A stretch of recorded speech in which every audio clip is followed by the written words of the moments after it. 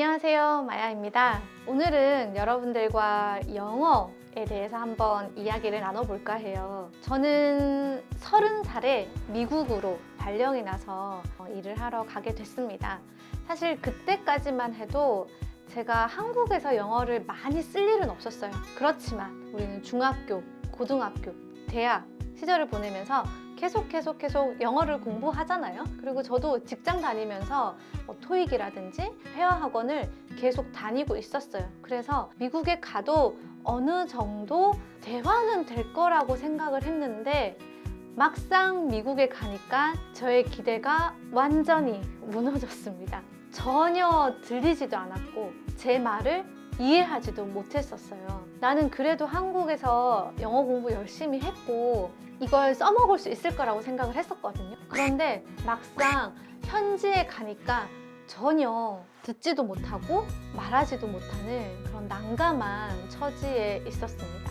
그런데 제가 10년을 살고 한국에 돌아오기 전에 햇솔이라는 자격증을 공부를 하게 돼요. 10년 동안 열심히 영어 공부를 해서 회화 실력은 많이 늘었어요. 그리고 업무를 하는데도 지장은 없었지만 한국에 다시 돌아올 계획을 세우고 영어를 가르치겠다는 마음을 가지고 햇솔이라는 자격증을 준비를 하게 됐습니다. 그런데 저는 이 햇솔 과정을 공부하면서 언어에 대해서 그리고 영어에 대해서 더 많이 알게 되었는데요. 제가 한국에 와서 제 주변 지인들이 저한테 영어를 가르쳐 달라는 문의를 많이 했었어요. 그런데 한국의 영어 교육 방식이 뭔가 잘못됐다라는 걸 한 가지 발견을 했는데요. 그걸 알려드리려고 합니다. 대한민국 사람들은 영어에 대한 로망이 굉장히 많잖아요. 그 공부를 할 때 여러분들은 어떻게 하셨어요? 책을 사고 1장부터 열심히 읽고 공부하죠. 그리고 또 어떻게 하세요? 책에 있는 대로 말을 연습을 하고 암기하고 나 혼자서 A가 됐다가 B가 됐다가 그렇게 영어 공부 지금까지 하지 않으셨나요? 그런데 미국에 가서 생활을 해보니까 책에서 배웠던 것보다 훨씬 더 다양한 표현들을 많이 쓰고 훨씬 더 간단하게 표현을 하더라고요. 그런데 제가 한 가지 발견한 놀라운 사실은 햇솔 자격증을 공부하면서 첫 번째 문장에서 굉장한 충격을 받습니다. 어떤 충격이었냐면은 언어를 습득하는 과정은 이 순서로 되어 있다고 적혀 있어요. Listening, Speaking, Reading, Writing. 우리가 초등학교 때 국어 시간에도 말하기, 듣기, 읽기, 쓰기 과목이 나눠져 있잖아요. 그런데 이 순서가 굉장히 중요합니다. 그런데 우리 한국에서 영어 공부를 할 때 어떤 순서로 했죠? 일단 읽어요, 그죠? How are you? I'm fine, thank you, and you 이렇게 읽잖아요. 읽고 그리고 문법을 막 공부를 해요. 그리고 암기를 해요, 단어를. 이렇게 공부하고 미국에 가니까 스피킹이 안 되는 거예요. 그리고 뭐도 안 되죠? 리스닝도 안 되는 거예요.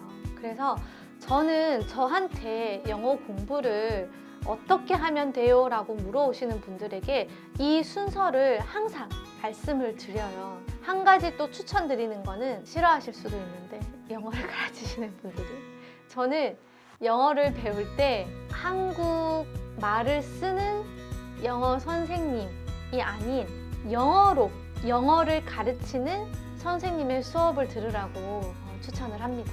이게 무슨 말인가 싶으시죠? 저도 처음에는 한국어, 영어 문제집을 사서 풀고 회화책을 읽고 그걸 공부를 했어요. 그런데 그렇게 하니까 영어가 빨리 안 느는 거예요. 그리고 나는 계속 한국말로 생각을 하니까 내가 하고 싶은 말을 한번 머릿속에서 영어로 번역을 하고 만들려고 하니까 이게 너무 어려운 거예요. 그런데 제가 이 방법을 완전히 바꿔버렸어요. 그냥 영어로 된 아주 쉬운 영어 책을 구입을 합니다. 그리고 원어민이 가르치는 영어 수업을 들어요. 그런데 그때부터 제 영어 실력이 굉장히 빠르게 향상이 됐었어요. 왜냐하면은 영어 수업을 하면서 그분은 계속 영어로 말을 해요. 그러다 보니까 어떻게 돼요? 제가 그 언어를 계속 듣게 돼요. 듣다 보니까 한 단어가 들리고 또 한 단어가 들리게 되는 거죠. 그러면은 그 수업에서 내가 배우는 거는 How are you지만 그 How are you를 배우기 위해서 제가 들은 수많은 문장이 그리고 단어가 있겠죠. 그렇게 많은 단어를 원어민 선생님을 통해서 듣다 보니까 조금씩 귀가 열리고 말이 되고 읽을 수 있게 되고 쓰게 되더라고요. 여러분들께서 영어 공부를 하실 때 이 순서를 꼭 기억해 주셨으면 좋겠습니다. 다 같이 얘기해 볼까요? Listening, speaking, reading, writing. 이 순서가 자연스럽게 흘러갈 수 있도록 여러분들께서 영어 공부를 하신다면 우리가 모국어를 습득할 때와 똑같은 방식으로 자연스럽게 그리고 구어체로서의 영어를 아니면 또 다른 언어를 습득하실 수가 있으실 거예요. 저도 영어를 굉장히 완벽하게 하는 것도 아니고 굉장히 잘하는 것도 아니에요. 그렇지만 이 순서로 공부를 해서 향상시켰을 때 미국에서 일을 하면서 또 뭐 무리 없이 일을 잘 진행할 수 있었습니다. 저도 30살에 되게 늦은 나이에 미국에 가서 10년 동안 살면서 늦게 습득한 영어였지만 또 재밌게 공부를 할 수 있었고요. 그리고 지금 영어 공부를 시작하시고 취미생활이든 아니면 다음에 여행을 가서 영어를 하고 싶으신 분들이 계시다면 이 순서대로 영어 공부를 꼭 해보시기를 추천드립니다. 그리고 영어 공부를 하실 때 원어민 선생님이 가르치는 유튜브 강의를 보신다거나 아니면 디즈니 영화,